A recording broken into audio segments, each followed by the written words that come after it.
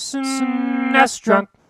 Hi there, I've been putting it off long enough, so let's take a look at some of the best games that were only released in the European region, or in other words, the best PAL games that never made it to North America for whatever reason, for Super Nintendo. I'm gonna do this the same way the Japan-only Super Famicom videos are done, so just a brief blurb on each game, and show off some footage for about 20 to 25 games.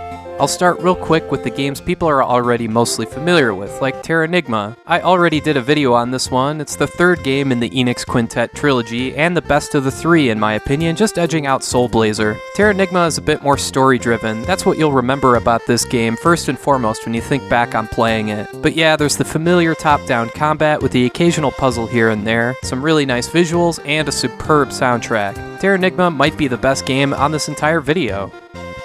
Speaking of top-down games, there's The Firemen. This is a game that sounds kind of dumb on the surface. You walk around and put out fires with an arsenal of typical firefighting stuff, but for what it is, this game is really well done. There's a certain element of strategy to taking out fires and making sure they don't spread, and your character is given a lot of functionality here to deal with all the mayhem. The Firemen is just a well-made game that's something different from your usual action fare.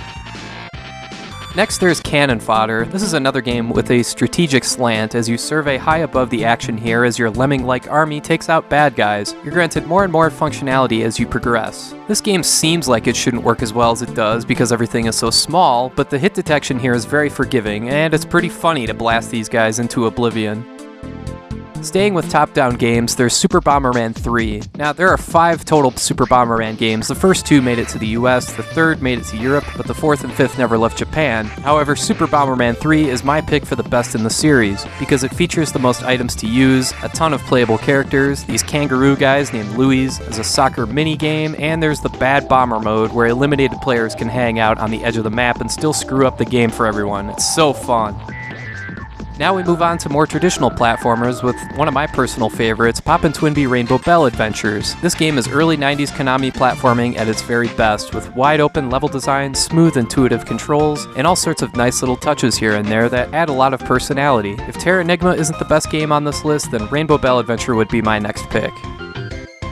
Another nice and polished looking platformer is Asterix and Obelix. I'm not sure how that's pronounced, but that's what I'm going with. This is a game that has a visual presentation similar to Earthworm Jim, fittingly enough as it's based off a serialized comic that was popular in France. A game that puts such a heavy emphasis on art style is always going to be a bit clunky to control at first because you have to get used to how the characters move and react, and that can take a while. Both these guys move pretty deliberately, which can be frustrating, but this is definitely a fun platformer with quite a bit of variety in the gameplay.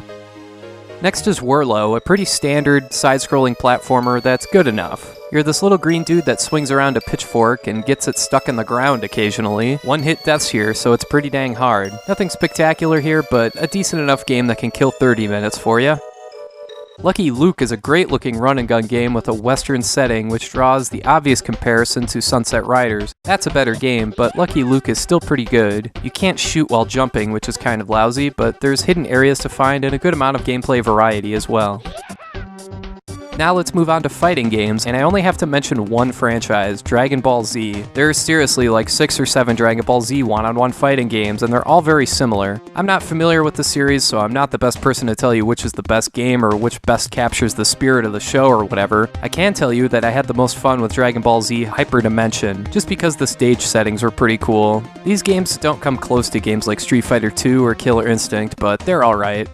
Next I'll tackle some shoot-'em-ups. The first Parodius game was released in Europe, but not North America. And that's really a shame because this is one of the weirdest, most surreal games you'll ever play. Really, even if you don't like shoot-'em-ups or if you just suck at them, I implore you to try Parodius. It's ridiculous in the best possible way. It's just one thing after another making you say, wait, what? It's hilarious and there isn't another game like it of its era. If you'd rather play a vertically scrolling shooter, there's Poppin' Twinbee, pretty weird in its own right, but a well-made game. My only qualm with it is that it's so bright and colorful that it's often tough to see enemies or projectiles, so you gotta stay on your toes. You can control the power-up system to a certain extent by shooting these bells that pop up to make them a certain color to match what you need, whether it's a better weapon or points to build toward an extra life. Super Drop Zone is a Defender-style shooter, the sequel to the original Atari game that was pretty much a total rip-off of Defender. So if you like this style of shooter, I'm just letting you know that this is out there. Cyvalian is a decent arcade port where you control a metal fire-breathing dragon. It has some problems, like the strange out-of-place music and the unreadable text, but it's a pretty interesting game that provides multiple endings depending on how you play, and the maps are randomized throughout. It's definitely flawed, but it's worth checking out. On to puzzle games, there's The Humans, a really bad title, but an okay game. You play as a group of cavemen that you arrange to work together to get through each stage. You control one guy at a time, switching with the L and R buttons. You find tools and weapons, kill dinosaurs, and earn abilities as you progress. There's also Worms, a PC port, and yeah, Super Nintendo PC ports can be dicey, but this game is fine. You control a group of worms that battles their way across the screen. In other words, it's the same Worms-style gameplay you're likely familiar with from the 2007 remake, just on Super Nintendo. It's pretty limited, but it's still a fun multiplayer game. Ebereki's Popoito is an interesting name for a game, to say the least. It's your typical Tetris Dr. Mario hybrid-style game. This one in particular is similar to Dr. Robotnik's Mean Bean Machine, only you can line up pieces diagonally. It's an inoffensive puzzle game if you like stuff like this, and again, it's a good multiplayer game. Last, let's tackle a few sports games, starting with racing. Micro Machines 2 is one of the best games on this list. It's a very good top-down racing game with reliable and consistent controls. The track is a bit slippery, and it's easy to knock each other off the track entirely, but you get used to it pretty quickly. It's a good game that's a nice change of pace from stuff like Mario Kart and Top Gear. Smash Tennis is another really good title because it supports up to 4 players. Okay, not everyone is that crazy about tennis, but still, behind Super Tennis, it's the best tennis game on the Super Nintendo.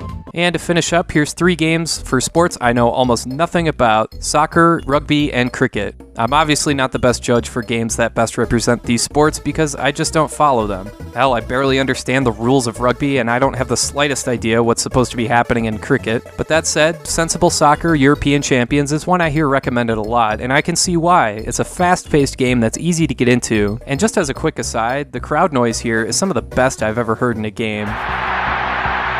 For rugby, there's World Class Rugby, and for cricket, there's Super International Cricket. Those are 2 I hear recommended all the time.